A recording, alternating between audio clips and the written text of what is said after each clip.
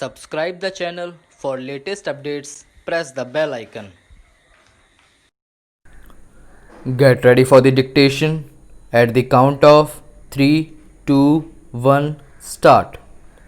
In rising to speak on the budget, one would naturally extend one's good wishes to the new finance minister for his heroic efforts in tackling a situation which was both difficult and complicated. It is not my intention to go into the details of the budget or even to touch upon various matters of policy concerning it. I would only like to refer to a few important aspects of the various problems which have arisen on consideration of the budget. Personally speaking, I welcome the decision of the Finance Minister to take a comprehensive view of both the revenue account and the capital budget account in assessing the correct financial position of the country. But I cannot congratulate him in the manner in which he proposes to meet the deficit in the capital budget account. The net result of what he proposes to do will be to reduce the cash balances to about rupees 42 crores. So far as taxation is concerned, my honorable friend spoke with considerable hesitation because I know much of what he was saying he did not mean. But so far as the taxation program is concerned, it does hit the middle and the poor people. The proportion of indirect taxation has come to nearly 60%. None knows better than the finance minister that the normal distribution between direct and indirect taxation in any progressive country would be about 50-50. The darkest spot in the budget is that we are almost reaching the end of our resources. If I could think that aloud, there is the possibility of the death duty being imposed, but that matter has been shelved. I know there are difficulties. You may impose a land tax throughout the country. You may re-invoke the salt duty, though there may be sentimental objection to that. You have followed the policy of prohibition in trying to pursue an ideal which has landed you in disaster in many of the states and in the entire economy of the whole country. Government has taken advantage of many windfalls.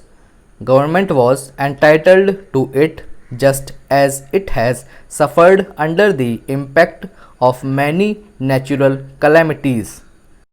If we look at our increased revenue from exports, the finance minister rightly pointed out in his speech that one should not try to depend on these large exports. They are due to the worsening of the international situation. So far as stockpiling is concerned, I would like to know from the finance minister whether government has any plan for stockpiling in the interests of India. Supposing war breaks out and the situation worsens, it will be necessary for government to depend on many vital things which the country itself does not produce. I did not discover in the budget any plan for spending any money for a planned stockpiling in the interests of India's national economy.